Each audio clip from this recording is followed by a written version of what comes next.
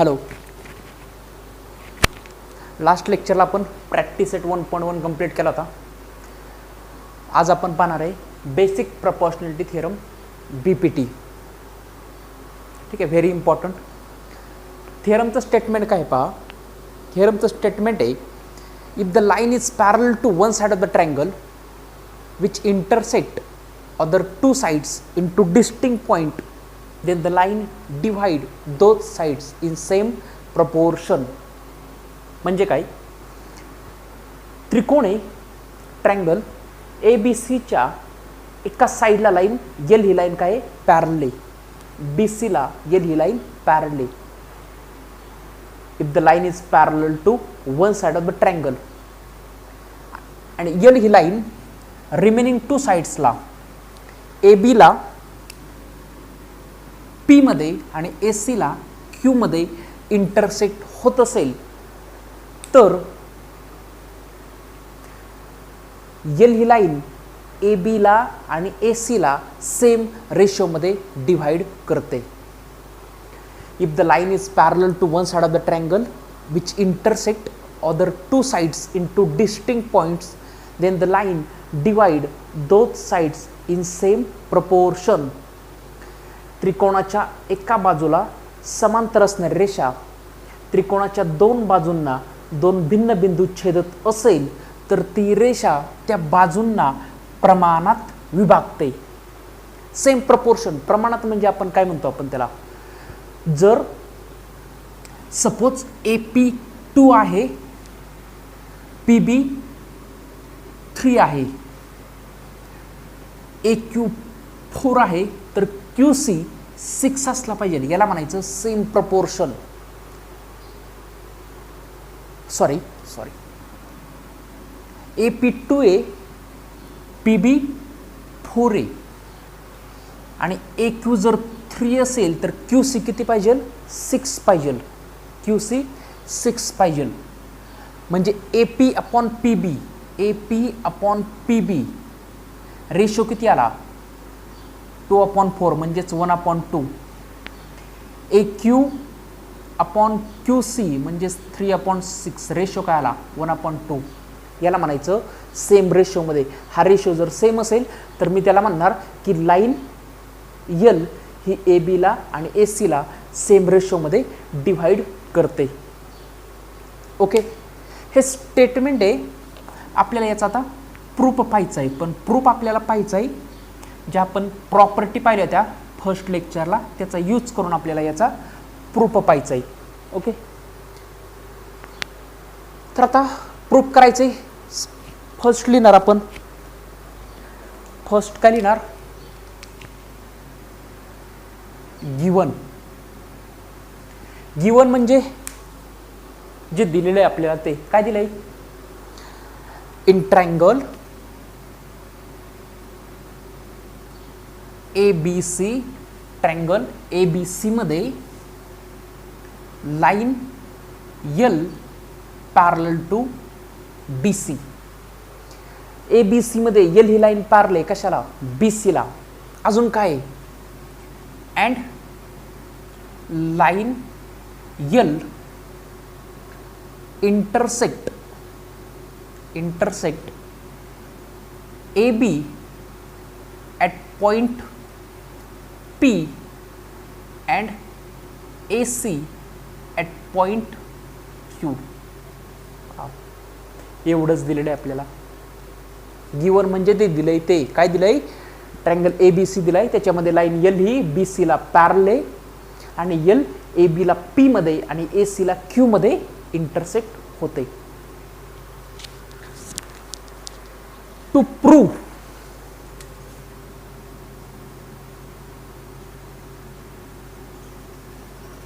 काय करायचं आपल्याला, प्रूफ करायचं आहे आपल्याला.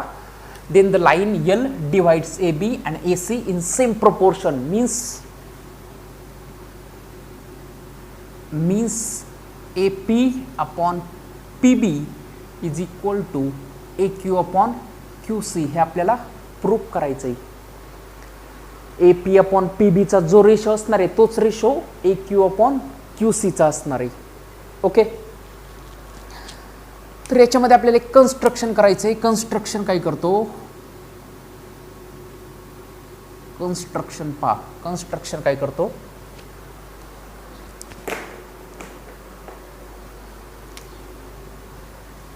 Joint PC, joint PC and BQ, PC आणि BQ ला जॉईंट केलं. ओके, मग लिहूयात joint PC and BQ, PC ला आणि BQ ला जॉईंट केलं. Okay, then proof.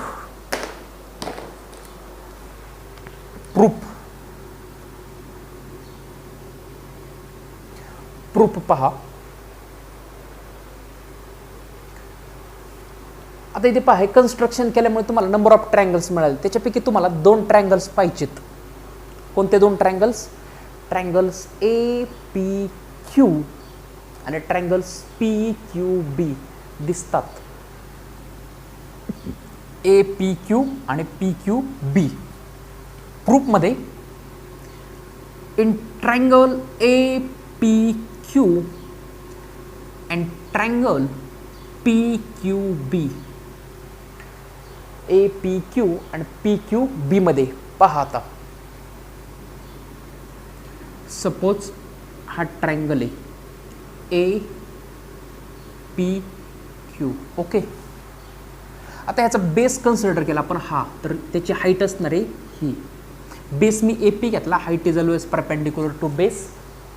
हा बेस AP हा बेस घेतला तर हाईट कोणती, ही हाईट असणार. ठीक आहे. आता दुसरा ट्रायंगल आहे असा PQB, इथे P PQB. आता हा कोणता अँगल आहे, ऑप्टूस अँगल आहे. ऑप्टूस अँगल म्हणजे हाईट काय, आपल्याला बेस एक्सटेंड करावा लागेल, म्हणजे ही झाली त्याची हाईट. मग PQB ची पण हाईट कोणती असणार आहे, हीच असणार आहे जी APQ ची असणार आहे. ठीक आहे, फर्स्ट लेक्चरला सांगितलं होतं. हा इथे ऑप्टस अँगल आहे. आपण PB जर हा बेस घेतला तर हाईट कोणती असणार त्याची, इथे नाव देऊयात SQ, ही त्याची हाईट असणार. म्हणजे PBQ ची पण हाईट SQ झाली आणि APQ ची पण हाईट SQ झाली. दोन्ही ट्रायंगलची हाईट काय झाली, सेम. ओके, APQ चा बेस कोणता AP, PQB चा बेस कोणता PB, पण दोघांची हाईट काय आहे, सेम असणार आहे. ठीक आहे. आणि आपल्याला माहिती आहे हाईट जर सेम असेल तर त्यांच्या एरियाचा रेशो काय असतो, कॉरेस्पॉन्डिंग टू देअर बेसेस. म्हणून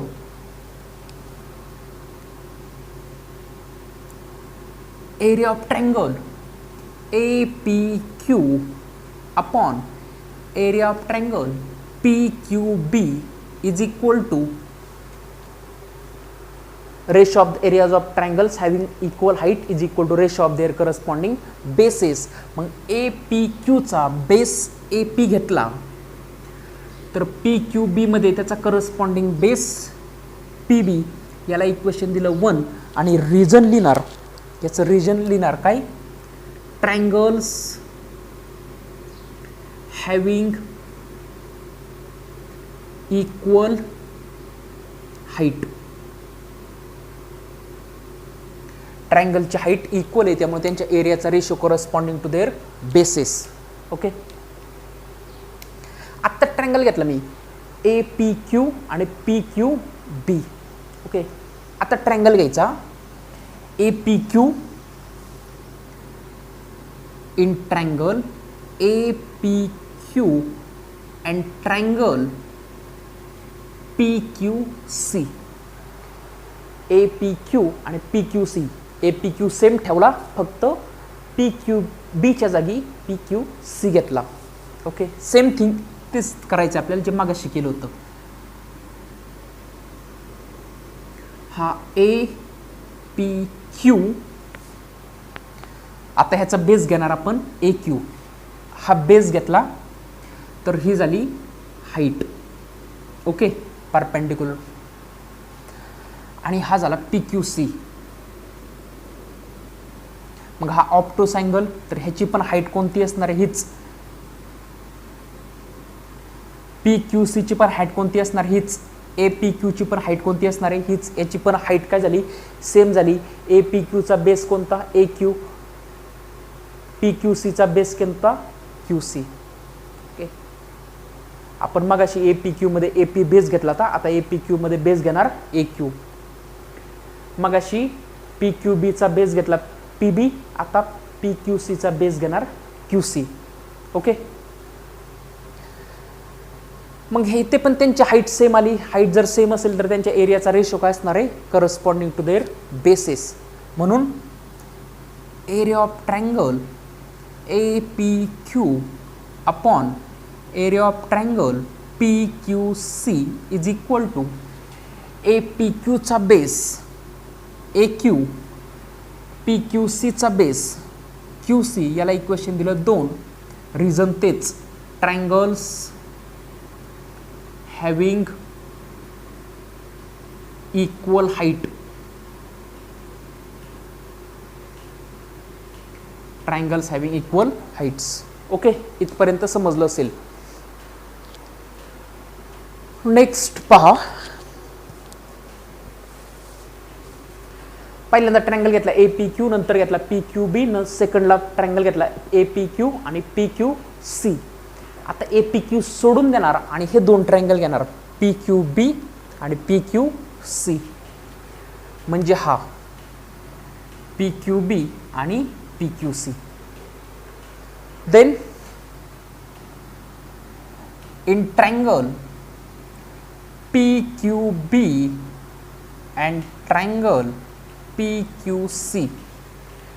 triangle PQB and triangle PQC. आता काल मी तुम्हाला एक गोष्ट सांगितली होती लास्ट लेक्चरमध्ये, दोन पॅरल लाईन्समध्ये कितीही ट्रायंगल्स काढले, फक्त त्यांचा बेस त्या पॅरल लाईन्सवरती पाहिजे आणि व्हर्टेक्स पण दुसऱ्या पॅरल लाईन्सवरती पाहिजे, तर त्या ट्रायंगलची हाईट काय असते, इक्वल असते. किती ट्रायंगल काढा, सगळ्यांची हाईट काय असणार आहे, इक्वल. मग पी क्यू बी आणि पी क्यू सी हे दोन्ही ट्रायंगल्स कशामध्ये, पॅरल लाईन्समध्ये आहेत. पी क्यू बीचा बेस कोणता, पी क्यू दिसतोय. पी क्यू बीचा base P Q, P Q सीचा base P Q, base same. आता आपण पी क्यू बीचा बेस पी क्यू घेऊयात आणि पी क्यू सीचा पण base P Q. Base same आणि दोन्ही पॅरल लाईन्समध्ये, त्यामुळे त्यांचा बेस पण सेम झाला आणि हाईट पण सेम झाली. त्यामुळे त्या दोन्ही ट्रायंगलचा एरिया काय असणार आहे, इक्वल असणार आहे. मग ट्रायंगल पी क्यू बी आणि triangle P Q C, therefore area of triangle PQB is equal to area of triangle PQC.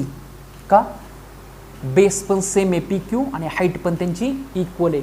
Reason लिहूयात आपण इथं काय, triangles having equal base. Equal base कोणता, PQ and lies between parallel lines. lies between parallel lines, त्यामुळे त्यांची height पण काय असणार आहे, सेम असणार आहे.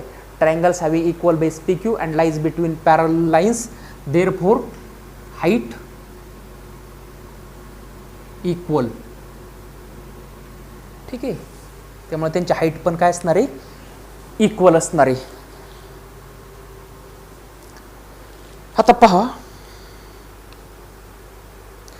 पी क्यू बी पी क्यू सी इथे काय मिळालं, ह्याला इक्वेशन देऊयात आपण 3, किंवा राहू दे, चला याला नको इक्वेशन द्यायला. पी क्यू बी आणि पी क्यू सी. आता area of triangle P Q B याच्यावरती लिहितो काय, area of triangle A P Q. पहा, बऱ्याच जणांना इथं समजत नाही. पी क्यू बी आहे ना, ह्याच्यावरती लिहिलं काय, न्यूमरेटरला ए पी क्यू आणि खाली area of triangle P Q B. Same इकडे पण काय लिहिणार, area of triangle PQC upon area of triangle, sorry, area of triangle APQ, APQ upon area of triangle PQC. काय केलं पहा, इथे काय होतं, area of triangle PQB is equal to area of triangle PQC. दोघांच्या न्यूमरेटरला लिहिलं area of triangle APQ, area of triangle APQ. का लिहिलं सांगतो तुम्हाला.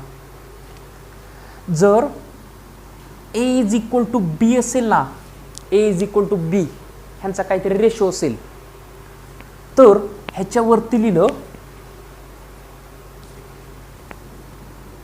C इज इक्वल टू ह्याच्यावरती लिहिलं C, तरी त्यांचा रेशो काय राहतो, सेमच राहतो. ओके. त्याचप्रमाणे PQB आणि PQC सेम आहे, याच्यावरती न्यूमरेटर लिहिलं APQ, याच्या पण वरती न्यूमरेटर लिहिलं APQ. ओके. मग ह्याला इक्वेशन देऊयात 3.